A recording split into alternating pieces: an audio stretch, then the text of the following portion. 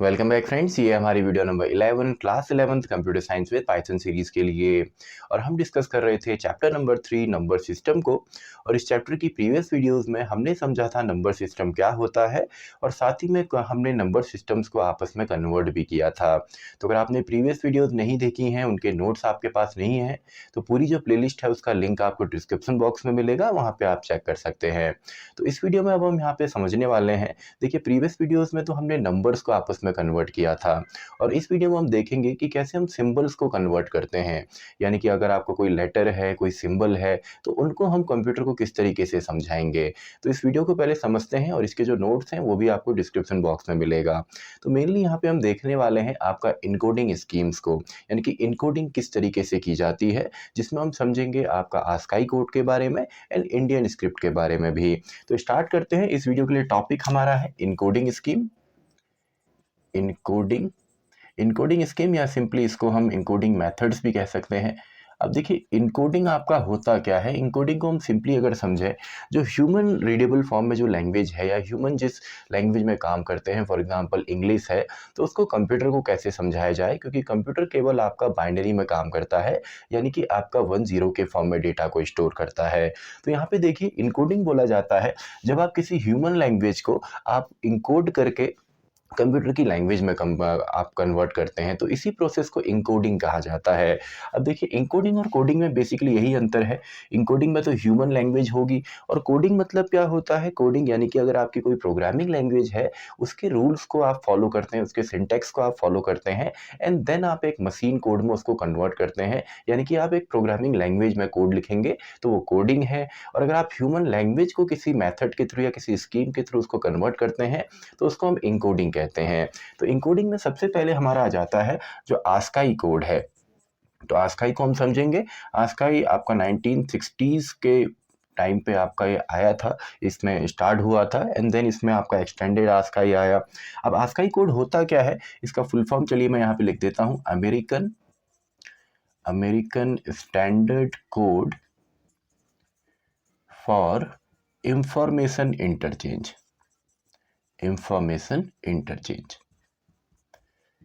तो सिंपल सा है, American standard code for information interchange इसका फुल फॉर्म है। इसको शॉर्ट फॉर्म में आस्की भी कहा जाता है। और मेनली ये आपका 7 बिट कोडिंग होती है। 7 बिट इनकोडिंग इसमें हम करते हैं, यानी कि 7 बिट इसमें होंगे। तो यहाँ पे देखिए, 7 बिट इनकोडिंग का मतलब क्या है। जब भी हम 7 बिट की बात करते हैं, आपको पता है ऑलरेडी हमने देखा था बाइनरी में जब हम कन्वर्ट कर रहे थे, हेक्साडेसिमल में जब हम कन्वर्ट कर रहे थे, तो एक अगर हम सिंगल बिट की बात करें, तो एक सिंगल बिट में केवल आपके 2 ही स्टेट यहाँ पे हो सकते हैं। या तो इसके अंदर 0 होगा या तो इसके अंदर हमारा 1 हो सकता है, यानी कि 2 ही चीज़ें होंगी। लेकिन अगर अगर हमारे पास 2 बिट यहाँ पे होते हैं, तो 2 बिट में यानी कि 2 की पावर 2, तो टोटल यहाँ पे हम 4 कॉम्बिनेशन दिखा सकते हैं। एग्जाम्पल के तौर पे 0 0 हो सकता है, 0 1 है, 1 0 है एंड 1 1 है। तो इतने हम दिखा सकते हैं। वैसे ही 7 बिट इनकोडिंग में या 7 बिट की मदद से, यानी कि 2 की पावर 7, तो टोटल हम 128 चीज़ों को यहाँ पे रिप्रेजेंट कर सकते हैं। यानी कि एक यूनिकली हम यहाँ पे इनको रिप्रेजेंट करेंगे। तो ये इसको अगर हम 0 से स्टार्ट करें तो 0 to 127 टोटल हमारे पास यहाँ पे लिमिट होती है 7 बिट आस्काई कोड में। और इसका एक्सटेंडेड आस्काई भी आता है, जिसमें आपका 8 बिट यूज़ होते हैं। 8 बिट इनकोडिंग जिसमें होती है, जिसमें कुछ और सिंबल्स की भी हम मैपिंग करते हैं, जो कि आपका 0 to 255 यहाँ पे चलता है, यानी कि जस्ट इसका डबल यहाँ पे होता है, यानी कि इसमें 8 बिट हम यूज़ करेंगे। तो अब यहाँ पे देखिए हुआ क्या है, सिंपली आपके जो नंबर्स हैं, यानी कि 0 है, 1 है, 2 है, उनकी मैपिंग की गई है किसी स्पेसिफिक सिंबल के साथ या किसी स्पेसिफिक लेटर के साथ या नंबर के साथ। एंड वो आपका एक स्टैंडर्ड है, यानी कि कोई भी अगर कोई भी की प्रेस करता है उसी नंबर की, तो उसका जो इक्विवेलेंट बाइनरी है या बिट फॉर्म में है, वो आपका वहाँ पे चलने वाला है। एग्जाम्पल के तौर पे देखिए, टोटल लिमिट तो हमारे पास 127 है। अब इनको हम रिप्रेजेंट कैसे करेंगे। तो यहाँ पे देखिए, सबसे पहले जो 0 होता है वो तो आपका यहाँ पे नल होता है, यानी कि नल कैरेक्टर को रिप्रेजेंट करता है। इसके अलावा आपका स्टार्टिंग के जो आपके हैं, यानी कि 0 to 31 जो आपके यहाँ पे सिंबल्स हैं, ये आपके रिजर्व्ड होते हैं आपका कंट्रोल कैरेक्टर्स के रूप में। यानी कि ये इनका ज़्यादा, इनको हम स्क्रीन पे नहीं देखेंगे, इनसे चीज़ें प्रिंट नहीं होती हैं, लेकिन ये कंट्रोलिंग के काम आता है। तो ये बिट जो है स्टार्टिंग की जो 32 है, इनको आपका रिजर्व किया गया है कंट्रोलिंग के लिए। तो इनको हम बोल देते हैं हैं कि ये आस्काई कोड के अंदर आपके कंट्रोलिंग बिट होती है, ये आपका कंट्रोलिंग बिट्स होती हैं। इसमें वो सभी चीज़ आ जाती हैं। एग्जाम्पल के तौर पे, फॉर एग्जाम्पल अगर मैं लिखता हूँ 8 मेरे पास है, तो 8 से हम करते हैं बैक स्पेस।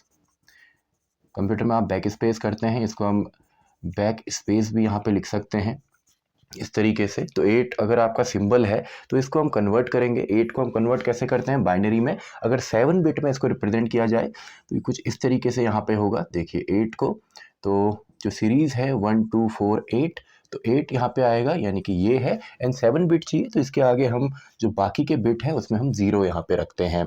तो इस तरीके से, यानी कि जब भी आप बैक स्पेस प्रेस करते हैं उसका यूनिक नंबर क्या है 8, और तो यूनिक नंबर है तो उसका बाइनरी इक्विवेलेंट भी यहाँ पे 7 बिट के फॉर्म में यूनिक ही आएगा।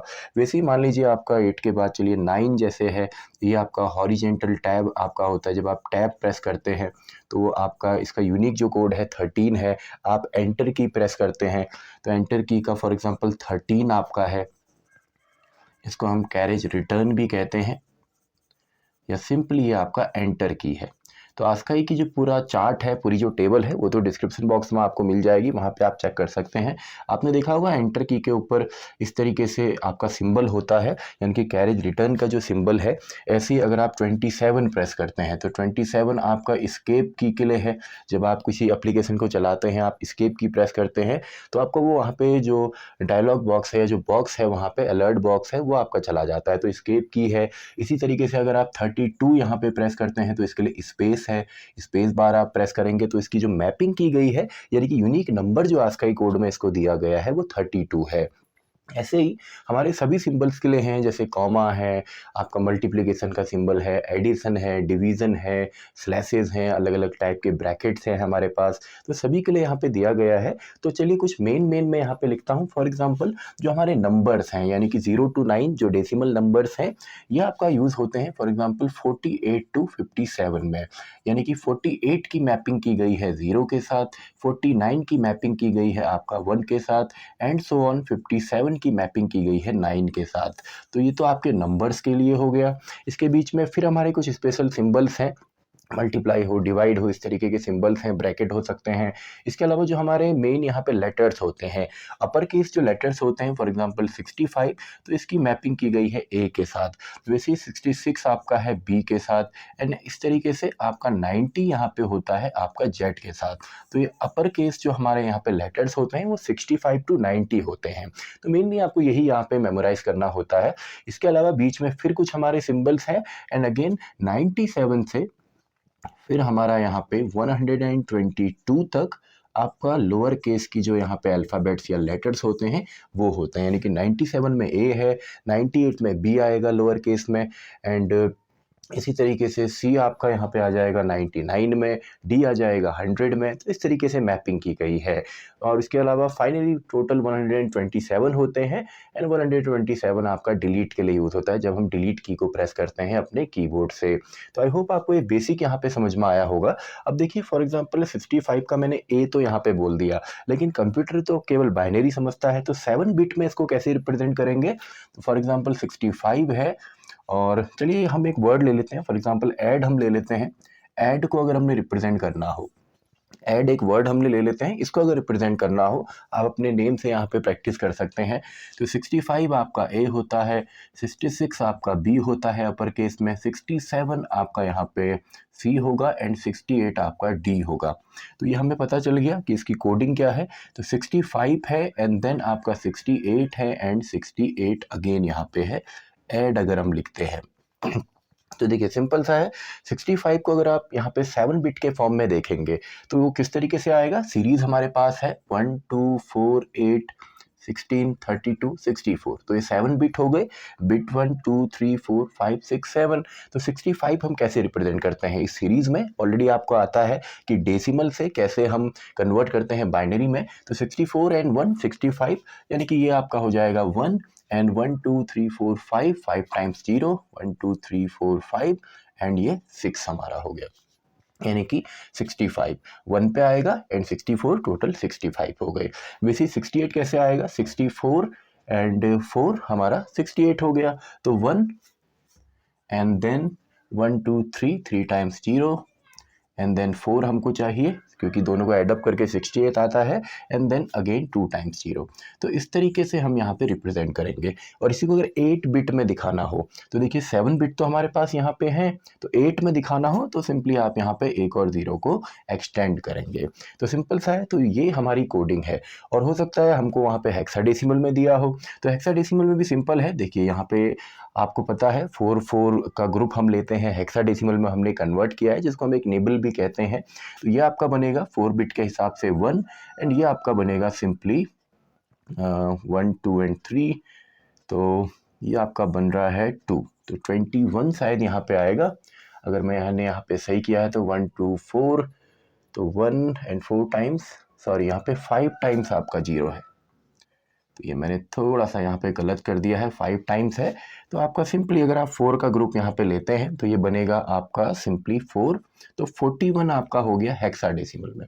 यानी कि कोडिंग जब हम करेंगे, जब हम ए प्रेस करेंगे, तो अगर आस्काई कोड है जो कि एक स्टैंडर्ड कोड है, उसमें नॉर्मली उसका नंबर मैपिंग जो की गई है 65 है, बाइनरी में इस फॉर्म में आएगा, एंड हेक्साडेसिमल में इस फॉर्म में आएगा। आप चाहें तो 3 का ग्रुप लेके यहाँ पे ऑक्टल में भी कर सकते हैं।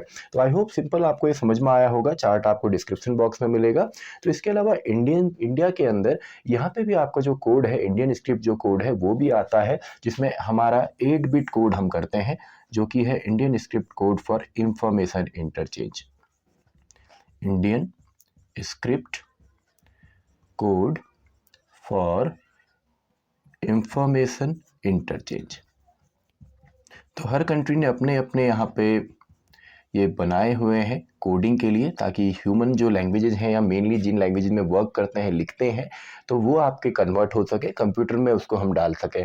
तो इसके लिए ये आपका आया Indian standard code for information interchange, और ये आपका 1991 के करीब ही आया था, और ये आपका बनाया था ब्यूरो ऑफ स्टैंडर्ड्स ने।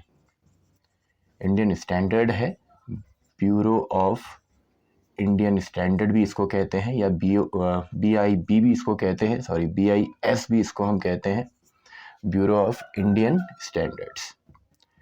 तो ये आपका है। इसमें मेनली आपका 8 बिट कोड होता है, यानी कि 8 बिट में आपका रिप्रेजेंट यहाँ पे होता है, यानी कि 256 टोटल कॉम्बिनेशन होते हैं। फिर आपने देखा होगा ऑल्ट के साथ जब हम शॉर्टकट की प्रेस करते हैं तो अलग अलग लैंग्वेजेस को, ये इंडियन लैंग्वेजेस को ये सपोर्ट करता है। जैसे आपका आसामीज़ है, बंगाली है, या आपका कन्नड़ है, देवनागरी है, या आपका गुजराती है। तो ये जितनी भी लैंग्वेज है ये सभी आपके हम यूज़ कर सकते हैं इस इनकोडिंग स्कीम की मदद से। तो आई होप आपको ये समझ में आया होगा कि आस्काई कोड क्या है, मैपिंग हम किस तरीके से करते हैं। यानी कि एक यूनिक नंबर हमने दे दिया, देन उसके इक्विवेलेंट में जो भी बाइनरी आएगा वो कंप्यूटर आपका समझता है। अब ये तो हो गई आपकी बेसिक इंग्लिश और हिंदी लैंग्वेजेस की, इंडियन एंड जो अमेरिकन स्टैंडर्ड कोड है इसका। लेकिन दुनिया में काफ़ी सारी लैंग्वेजेस हैं, तो इसके लिए फिर हमारा एक नया टर्म यहाँ पे आता है यूनिकोड करके। तो यूनिकोड को भी हम समझेंगे, जो कि ज़्यादा बिट यहाँ पे यूज़ करता है, तो उसको हम समझेंगे नेक्स्ट वीडियो में। तो इसी के साथ हमारी ये वीडियो भी खत्म होती है, वीडियो नंबर 11। तो मैं मिलता हूँ आपसे अगली वीडियो में, वीडियो नंबर 12।